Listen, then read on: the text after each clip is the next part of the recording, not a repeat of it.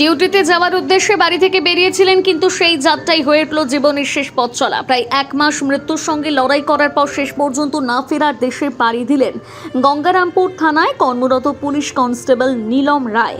গত 15 জুন গঙ্গারামপুর থানার জাহাঙ্গীরপুর গ্রাম পঞ্চায়েতের কাশেম মোড় এলাকায় অবস্থিত শ্বশুর বাড়ি থেকে থানায় ডিউটির উদ্দেশ্যে স্কুটিতে রওনা দেন নীলম রায়।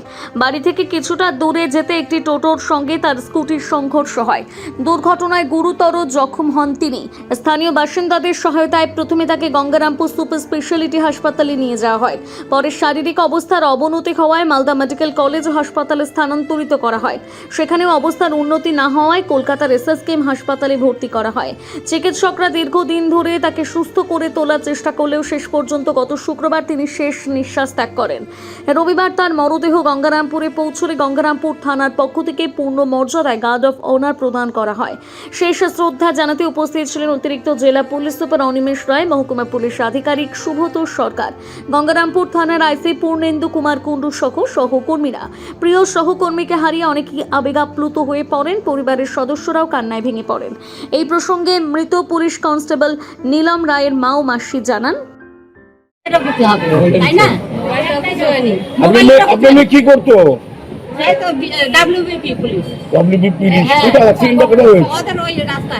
কোন রাস্তায়? কখন জানতে পারলেন?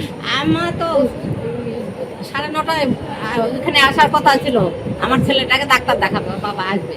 আমি সকাল সকাল রান্না করছি। আমার মেয়েটাকে বললাম, আমার মেয়েটা আবার ডাক্তারের নাম লিখে দিচ্ছে, কখন বসবে শুনলাম।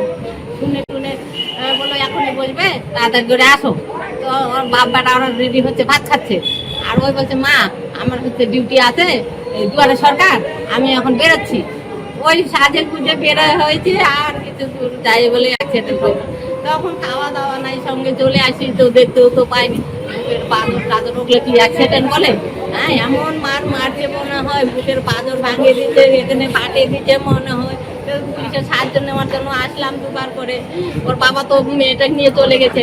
আমি এখন মা এখন কি করবো, যাই তাহলে এখানে থানা স্টাফ, তাহলে যাই গিয়ে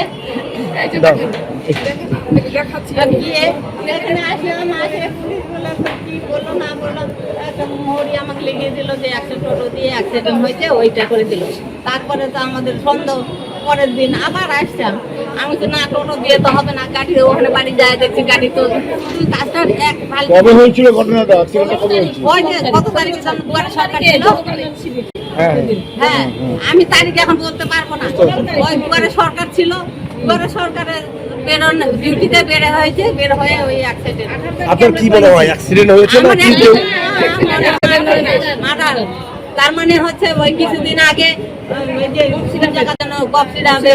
ধরতে গেছিল এখানে কি চাপ, রাত 10টার সময় নিয়ে যাচ্ছে আর সকালবেলা আনছে। আমি বাচ্চাগুলা ডিউটির জন্য, মা আমার বাচ্চাগুলা ডিউটি করে, আমি থাকবো না, আমার হচ্ছে ডিউটি পড়ে গেছে। দিনের বেলা ডিউটি, রাত্রে বেলা ডিউটি, মেয়ে মানুষের নিয়ে গেছে। সবাই মিলে কোমর বাঁধে নিয়ে আসছে নাম কি ছিল? নীলম রায়। আমাদের অভিযোগ হলো এটা মার্ডার কেস। প্রথমেই আমরা জানতে পেরেছি এটা মার্ডার কেস। কেমন করে? যেমন অ্যাক্সিডেন্ট হলে পা ছালা যায়, ড্রেস পরেছিল, ইউনিফর্মটা পরেছিল, সেখানে হাঁটু ছালা যায়। মালদাতে ভর্তি করা হয়েছে, ওখান থেকে আমরা কলকাতায় নিয়ে গেছি। তখন কিন্তু আমি সব কেটে বের করে নিয়েছি ইয়েগুলো, এই যত ড্রেসটা আছে সবকে আমি কিন্তু টপলা করে নিয়ে গেছি সেটা তদন্ত করার জন্য।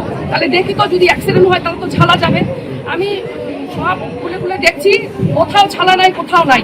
আর আমি এই হাতটা দেখাচ্ছি, এই যে হাতটা ভেঙে গেছে, এটা অ্যাক্সিডেন্টের কোনো নয়। অ্যাক্সিডেন্ট যদি হতো, গাড়ি যদি যেত, তাহলে গুঁড়া হয়ে যেত। এমন করে মেরেছে যাতে ইয়ে হয়ে যায়, ভেঙে যায়। এই জায়গাটা ভেঙে গেছে। আর এই যে পিঠের যে স্পাইনাল কর্ড আছে, ইচ্ছা করে ভেঙেছে যাতে জ্ঞান না ফিরে। মাথার হেলমেট ওটাটা ঠিক আছে, শুধু মুখের কাছে ফাটে দিচ্ছে। গার্ড অফ অনার শেষে মরদেহ শেষকৃত্যের জন্য গঙ্গারামপুরের শিববাড়ি মহাশ্মশান নিয়ে যাওয়া হয়। নীলম রায়ের অকাল প্রয়াণে শোকের ছায়া নেমে এসেছে পরিবার, সহকর্মী এবং এলাকার জুড়ে। গঙ্গারামপুর থেকে বিশেষ প্রতিবেদন, নিউজ টুডে।